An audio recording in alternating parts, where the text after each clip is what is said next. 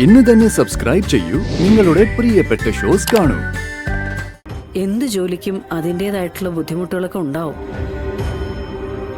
നമ്മൾ തുടങ്ങിയത് എന്തിൽ നിന്നാ? ചായക്കടയിൽ നിന്നല്ലേ?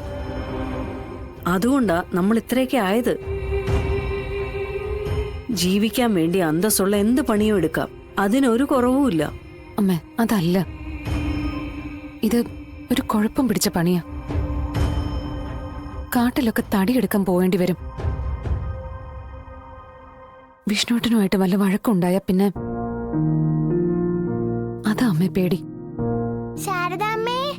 അതാ വരുന്നു മോളെ. വിഷ്ണു തിരിച്ചറിവുള്ളവനാ. നല്ലതും ചീത്തയൊക്കെ കണ്ട അവനറിയാം. നീ പേടിക്കാതിരുന്നാ മതി. അവനെല്ലാം നോക്കിയും കണ്ടും ചെയ്തോളും. അമ്മ ഭയമുള്ള മകനെ എവിടെ പോയാലും വിജയം ഉണ്ടാകും.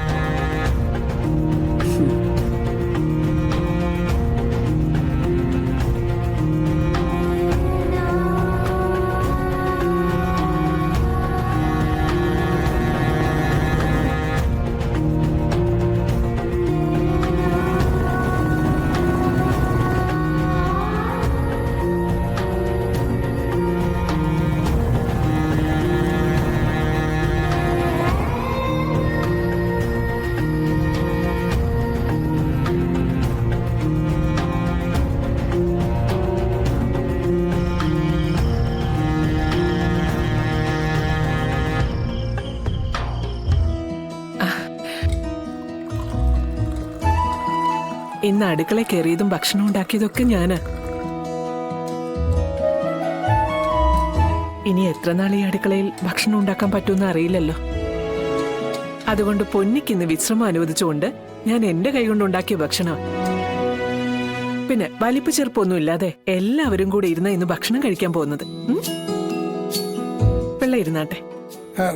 സത്യമേ, ഞാൻ പിന്നെ ഇരുന്നോളാം. അതൊന്നും പോരാ, പിള്ള ഇരുന്നേ. ഇരിക്കാന്. ഇരിക്കടോ, ഭാമ പറഞ്ഞതല്ലേ, ഇരിക്ക്. ഇരിക്ക്.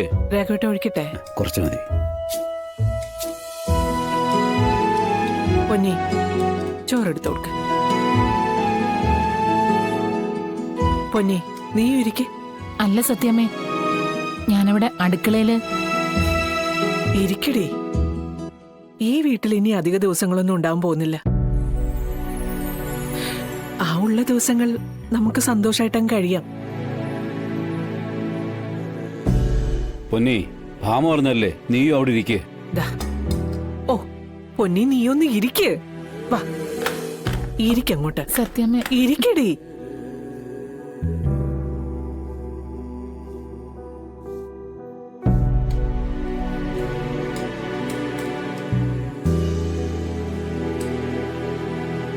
ഭാമേ, നീ ഇരിക്കുന്നില്ലേ?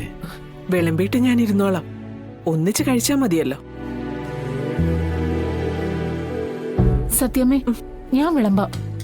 ഇരിക്ക് നീ എവിടെ. വെക്കാൻ അറിയാമെങ്കിൽ വിളമ്പാനും എനിക്കറിയാം. ഇരിക്കടി.